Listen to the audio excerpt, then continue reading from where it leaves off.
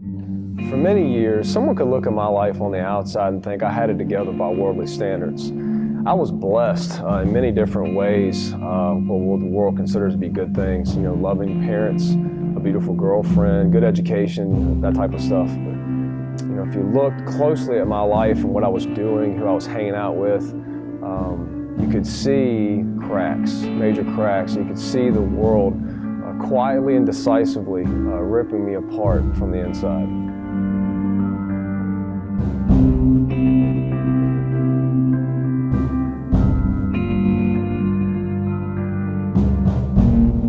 All of my successes would be celebrated by going out and partying and drinking and chasing after girls.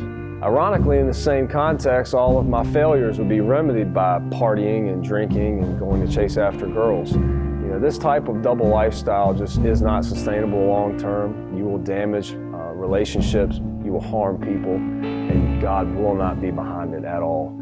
I think about Galatians 5:19 when Paul laid out a litany of sins that separate you from the Lord, and I had a lot of those sins on that list, and without God's grace, I would still be in a very broken state today.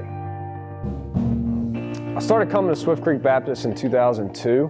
I didn't really listen to anything until 2004, and He called me to be saved in 2005. You know, I thank the Lord for my wife. I've been married since 2005, and I followed her in the doors to that church in 2002, and it's been a wonderful blessing. So very thankful for that, for what He did in my life. But it was a period of time shortly thereafter when I got saved that I actually went through the two lowest points in my life. The Lord allowed that to happen to show me the value of repentance, what it is and what it isn't. You have to give all of your life over. You can't live in open sin and follow the Lord. It just doesn't work. He showed me Matthew 16:24 in reality, which was Jesus telling His disciples, if anyone is to come after me, he must first deny himself, take up his cross, and then follow me. Over the last 8 years, I've been very blessed to serve the Lord in many different ways. Our God is a God of immeasurably more. 10 years ago, I could have never imagined what He's led me to do up to this point, and I can't imagine what He'll lead me to do over the next 10 years.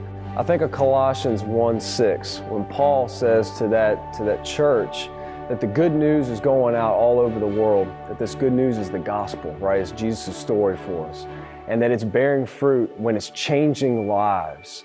And as your life changes, you can see the wonderful truth of God's grace, how He breaks you from your sin and how you turn from one way and you go another. Your life actually changes. That's my story, guys. If you look at my life, it is led by God's grace. He's given me a new heart and a new passion to reach out, to serve men, to see them grow in their faith, to see them fight for their families, to serve the Lord in the community that they live in, to make a difference for Jesus. You know, think about our millennial generation that I'm a part of. It's said to be the largest generation of unevangelized people that's ever lived, maybe some 90 million folks. How much longer are we going to sit by and idly wait until somebody comes in the church door to hear the gospel, to hear the good news? It's not good enough. That's not Jesus' expectation of us. Matthew 28:18-20 says it's time for us to go make disciples. That Jesus was given all authority on heaven and on earth, and that we're to teach them. We're to teach them to obey the commandments that Jesus has taught us through His Word, and that He'll be with us always to the end of the age. That is amazing. If we can grab onto that and use it to get out in the communities, to serve, to be faithful, to share the gospel with people, this world is broken. We need to share the love of Christ in our communities today. We need to serve faithfully. And guys, I pray that everybody's watching this video, it's time to do this. Jesus didn't live halfway for us. We don't need to live halfway for Him. Let's go out and make a difference in our community. Let's serve for Jesus. Let's share His gospel and make a difference today.